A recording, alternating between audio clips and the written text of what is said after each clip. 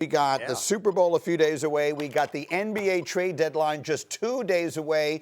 Everyone's got their eyes on the Greek Freak in Milwaukee. And then I wake up this morning to find out from Shams' Twitter feed that I've been looking in the wrong part of the country. I should have been looking out in L.A. because he has a developing story. Shams, for folks who are just getting up this morning, what is the very latest on James Harden? Greeny, James Harden and the Los Angeles Clippers are working together to find a potential trade out of L.A. by Thursday's NBA trade deadline. And I'm told the Cleveland Cavaliers are one of the most serious suitors for Harden. The sides are discussing a Harden for Darius Garland swap. And this has all come about in the last few days. James Harden and the Clippers have been discussing his future, whether there's a long-term fit there, because he's got a mutual option in his contract for next season that gives the abilities for both sides to see, is there a longer-term deal there? And there are no promises for either side after this season. So now they're seeing, is there a beneficial path where the Clippers could end up with a young player moving forward, and can James Harden find a place where he has a longer-term deal as well as the ability to compete for a championship? An important note in all this, James Harden has a de facto no-trade clause, so he has some control over his future. I'm just looking at his numbers. For those who have not been following it this year, he's averaging over 25 points and 8 assists a game. So big perk for people wondering at 36, is James Harden still a difference maker, someone who might make a difference in that Eastern Conference? What is the answer? Hell yeah, he is. Hell yeah, look, he elevates any team that's knocking at the door of being a title contender, a legit title contender. He has become one of the best facilitators in the game over the last 3 years. And when you look at the numbers, especially when it comes down to big men, they have career years playing alongside James Harden, a la Clint Capella, a la Zubac.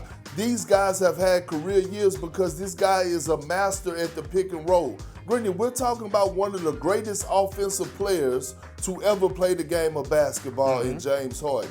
But Greeny, let me ask you a question. Put me up on the big screen because I got to ask you and Sham something. Yes. I want to look at y'all. Yeah. Here's my question to you guys. What the hell is going on down there in Los Angeles with the Clippers?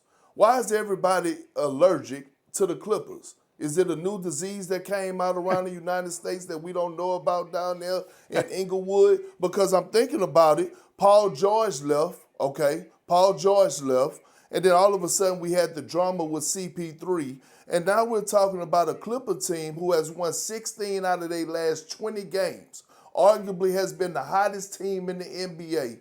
I just saw James Harden down at Arizona State watching the Arizona and Arizona State game, and they said he's been out for the last 2 games for personal reasons, and all of a sudden Shams at 1 o'clock in the morning Central Time dropped the news that James Harden won out. What is going on with the Clippers? I'll turn the question back at you, Big Perk. Are the Clippers a team that, as currently constituted, for those who've not been following the season closer, they started terribly, but then they've gotten red hot of late. Are the Clippers a team, in your view, that right now, as currently constituted, or maybe with a move or two, could be a serious contender this year?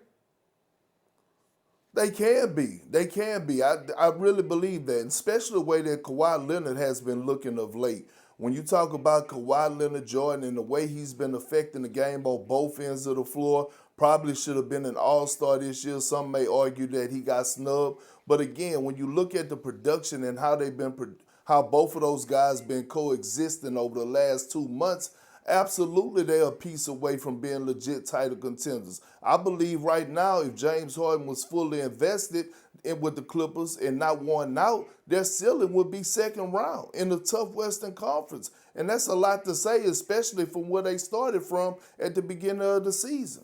Yeah, so Shams, I'll let you do some digging into whether there's a disease there or not. We'll have a report on that a little bit later. In the meantime, let's talk about Giannis, because that's the big name that everyone is focused on, and this is a story that just it feels like it's sort of tiptoeing towards its conclusion, and it has whatever it is, 60 hours or whatever remains between now and the deadline to do it. What is the very latest on him? Greeny, we're going to see if the end of this roller coaster is at the deadline on Thursday or this roller coaster is extending into the summer. The Milwaukee Bucks have been sifting through the aggressive trade proposals from the Warriors, the Heat, the Timberwolves, and the Knicks. They made counteroffers as well. They've set a high price point. They want a young blue chip prospect as well as a surplus of draft picks. And so they've gotten combinations of all of those things, a potentially young blue chip player, multiple draft picks. They have not yet progressed to the point where clearly they've consummated a deal. They have decisions to make. Do they want to play this out before the deadline? Do they want to take this into the summer? Giannis will have just 1 year left on his deal next offseason. And at that point, he's going to have a lot of leverage to dictate where he wants to go. Do the Bucks do something before that point or not? And there's also a conflict in the second half of the year. Giannis is trying to play for a championship. The Bucks are angling more toward a lottery pick. So a lot of questions that Milwaukee executives and ownership have to answer this week. I'm looking at these teams. I'm looking at the standings in Miami, Minnesota, the Knicks, the Warriors. I think a lot of people would be fascinated to see maybe Steph getting a player like that and trying to make one more run. Which of those teams could you see Giannis on making a real run this year, maybe making a run to a title this year? Well, let me get straight to it, Greeny. First of all, Giannis wants to be in New York. Mm-hmm. He wants to be a Knick, okay? He wanted to be a Knick before the season started. That's why, he quietly behind the scenes told the Bucks in August that he wanted to go to the Big Apple. All the rest of these teams are secondary option, teams that he would be willing to go to, but he wants to be in New York. Let's get that out the way.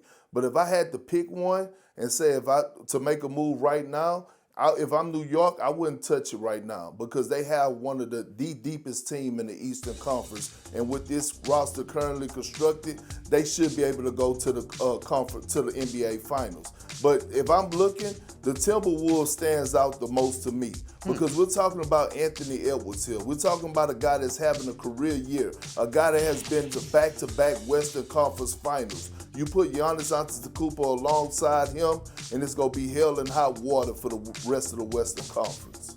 Wanna try to boast at what I look like. Keep them down, try to wear, I pull up long range. Jimmy with the heat, I'm on fire. It's NBA over here,